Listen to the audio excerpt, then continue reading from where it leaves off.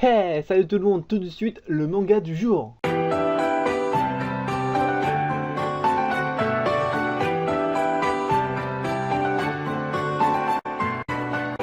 Aujourd'hui, je vais vous parler de No Game No Life. No Game No Life est un light novel écrit et illustré par Yokamiya et édité en avril 2012 et comporte 6 volumes. Une adaptation en manga est dessinée par Mashiro Hiiragi et publiée en janvier 2013. Puis enfin, il a été adapté en anime par le studio Madhouse et qui d'ailleurs est très réputé d'être un très bon studio d'animation. Il est diffusé entre avril et juin 2014 et c'est ça qu'on va causer. Oui, car le manga n'est pas édité en France malheureusement. Mais No Game No Life, ça parle de quoi exactement? Nous suivons deux personnages. Sora, qui signifie littéralement vide, espace ou ciel, et Shiro, qui signifie blanc. Ils sont totalement inséparables et ne peuvent en aucun cas se séparer de quelques mètres. D'où les scènes hot. Ce sont en même temps des hikikomori. Si tu sais pas ce que c'est, va chercher sur internet. Sora et Shiro ne sont pas biologiquement liés par le sang, mais ça ne peut nous mettre à confusion si vous voyez ce que je veux dire. Mais c'est pas le sujet. Sora et Shiro forment un parfait duo. À eux deux, ils forment les blancs. Ils ne perdent jamais et gagnent à tous les jeux. Un jour, un mail leur a été envoyé et il leur propose de jouer à un jeu d'échecs. Après plusieurs heures, ils gagnent et ils sont envoyés dans un autre monde dirigé par un dieu nommé Tête. Dans cet autre monde, tous les problèmes et conflits sont réglés, et avec des jeux et tous les habitants de ce monde sont protégés par les 10 lois. Bon, déjà je vais t'expliquer quand même les 10 lois parce que je suis quand même pas un enculé. Il est interdit de tuer, voler et de faire la guerre. Tout conflit se règle par un jeu. Les joueurs misent des choses qu'ils jugent de valeur égale.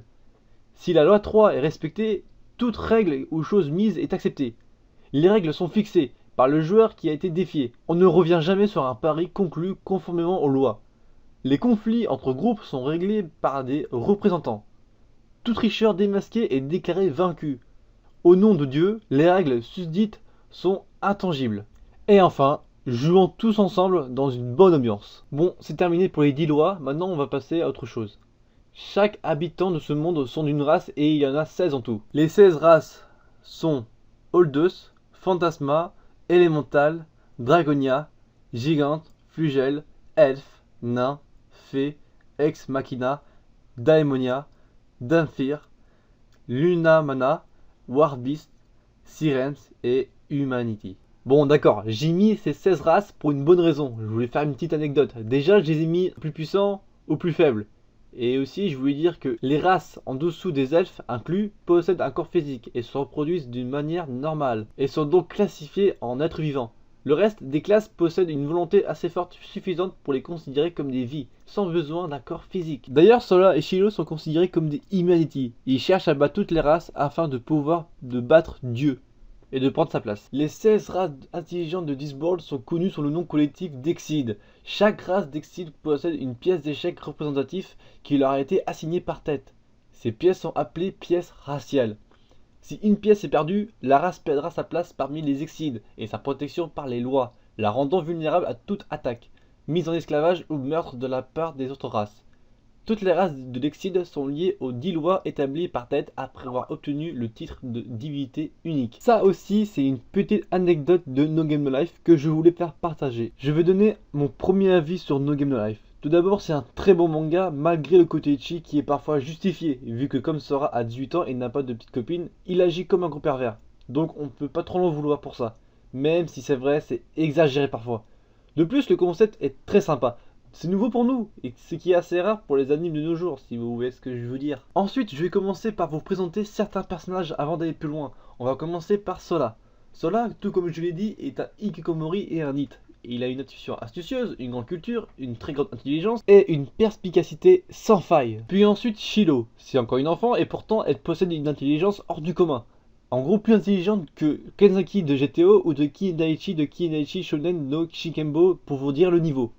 On va ensuite parler de Stephanie Dora, qui est bête naïf, son grand-père était le roi de l'Humanity, qu'on surnommait le roi idiot pour ses paris stupides, et insensé et elle déteste qu'on dise du mal de lui. Attention, cette partie de la vidéo contient du spoil, saute cette partie si t'as pas vu l'anime. Cordialement. Quand tu vois les tactiques incroyables que emploient Sora et Shiro, c'est juste incroyable. Les changements de situation se font bien et parfois même on s'y attend pas vraiment. De plus, si tu comprends 3/4 de la tactique, tu te fais déjà une idée et ça, c'est pas génial. Comme par exemple le jeu d'échecs, le nombre incalculable de fois qu'il y a eu un retournement de situation. De plus, quand tu vois Shiro paniquer, ça faisait drôle, non? Pas vous? Voilà, j'ai parlé des personnages principaux. Maintenant, qu'est-ce qu'on pourrait dire des personnages? Je parle évidemment de Shiloh et de Sola et non de Stéphanie, car elle est assez secondaire au début et vu que je tiens pas absolument de vous spoiler, je vais parler seulement du début. Je vais voir si par la suite je veux faire une partie spoil. Je vais évidemment prévenir. Tout d'abord, regardons le niveau social de Shiloh et de Sola. Ils n'ont pas d'amis et n'ont absolument pas envie d'en avoir. D'ailleurs, pour eux, le terme ami est complètement idiot et sans valeur. Pour eux, le monde est insensé et injuste et le considère comme un jeu de merde. En gros, quand vous jouez à un jeu, vous le trouvez soit bon, soit mauvais. Pour eux, c'est ça. Une grosse merde. Ils n'ont pas totalement tort. Car quand tu es différent des autres, exemple, quand tu es premier de la classe, ou que tu es considéré comme bizarre et étrange par ton physique ou par ta manière de te comporter, tu es auto-écarté des autres, car tu es pas normal. Alors qu'en fait, c'est quoi la véritable définition du mot normal? Par définition, le mot normal signifie qui est conforme à la norme, à l'état le plus fréquent, habituel, qui est dépourvu de tout caractère exceptionnel. Mais alors, quel comportement faut-il adapter pour être normal? Quel physique faut-il pour être normal? Comment agir pour être normal? Il n'y a pas de définition à tout ça. Le terme normal est celui qu'on adapte à notre environnement. Par exemple, si tu vois un Kaira, tu auras l'habitude de voir ce genre de personne. Donc c'est normal. Mais par contre, si tu vois une personne différente d'un Kaira, tu vas le trouver bizarre parce que tu n'es pas habitué à voir ce genre de personne. En gros, on peut dire qu'on a chacun notre propre définition du mot normal. C'est compliqué, hein? C'est pour ça que parfois, certaines personnes ont vraiment du mal dans leur milieu social, car ils n'arrivent pas à s'adapter selon leur environnement et se font jeter. Shiloh et Sola sont dotés d'une certaine intelligence que personne d'autre ont en leur milieu, et c'est pour ça que Shiloh et Sola sont toujours ensemble, car ils ont ce point en commun. C'est pour ça que Shiloh et Sola trouvent ce monde injuste et insensé. Pourquoi ne pas tout simplement accepter les autres? En général, les gens ne veulent pas être amis avec quelqu'un de bizarre, car ils ont peur d'être à l'autour, être jetés, et personne n'aime ça. D'où le terme injustice. Je ne peux pas en dire plus, car tout simplement, je ne suis pas celui qui va apporter la réponse, mais vous le faire constater et vous y faire réfléchir. Comme vous l'aurez compris, par la suite, Shiloh et Sola gagneront le jeu, puis vont téléporter dans un nouveau monde comporté que de jeux. Que dire dans ce monde?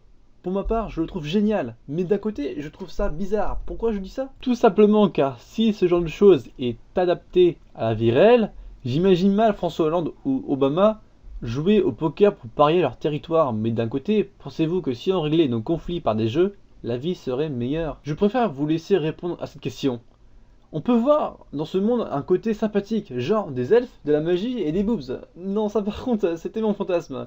Mais aussi on peut voir une certaine hiérarchie. Quand tu vois l'espèce humaine, oui, car je considère l'humanity comme l'espèce humaine. D'ailleurs, une petite parenthèse, le mot humanity ressemble-t-il pas étrangement à humanité, non? Quand tu vois l'espèce humaine être au plus bas de l'échelle, ça fait mal au cul quand même. C'est comme si ton patron te mettait des baffes, t'insulte de tous les noms, toi, ton droit, c'est de fermer ta gueule. Du coup, l'injustice qu'on trouve dans notre monde, on le voit aussi dans ce monde. Donc du coup, au final, ça change pas grand chose. Mais sauf que Sola et Shiloh s'en rendent pas compte, vu que le monde est adapté à eux. Donc comme Sola, qui est très mauvaise pour les jeux, elle est rejetée et insultée par les autres. Mais au final, Sola et Shiloh l'ont quand même accepté pour ce défaut qui est un principe très grave. Pour conclure, je pense qu'il faudrait agir comme Sola et Shiloh, non pas comme des pervers, mais accepter les autres, tels qu'ils sont. On a beau dire ça à tout le monde sans arrêt, mais au final, il y a toujours une injustice. Mais au fond, t'auras toujours quelqu'un pour régler cette injustice. Il ne faut jamais baisser les bras, car même si t'es rejeté, quelqu'un t'acceptera comme tu es. C'est pas facile, certes, mais c'est vrai. Bon, au final, quand je voulais faire No Game No Life, je pensais pas me pencher sur ce genre de questionnement. Mais au final, je trouvais ça plutôt sympa, parler des personnages tout en parlant des problèmes du quotidien. Je pense que ça peut faire du bien aux gens d'en parler, car généralement on n'ose pas trop et au final on se paye la honte. Donc du coup, je préfère ne pas vous parler de l'autre partie de No Game No Life, car sinon, ça serait du gros spoil et c'est pas sympa. Donc du coup, on va se contenter de ça, d'accord? D'ailleurs, je voulais faire une remarque. Vous croyez pas que Sola et Shiloh se nomment les blancs parce que les blancs est un terme de vide? Comme la signification de Sola est vide et Shiloh blanc, vous croyez pas qu'ils ont mélangé les deux termes pour faire un lien entre les deux? Même si le blanc ne veut pas dire vide, mais juste composé de toutes les couleurs, en général, on désigne le blanc comme vide, d'où le fait qu'ils se nomment les blancs, pour désigner un synonyme. Je sais que j'arrive pas trop à me faire comprendre, car c'est dur à expliquer, mais je voulais faire une petite anecdote. Et voilà, cette vidéo est terminée. N'hésitez pas à mettre un pouce bleu, un commentaire et surtout à vous abonner. Et on se retrouvera à la prochaine vidéo. Bye les gens.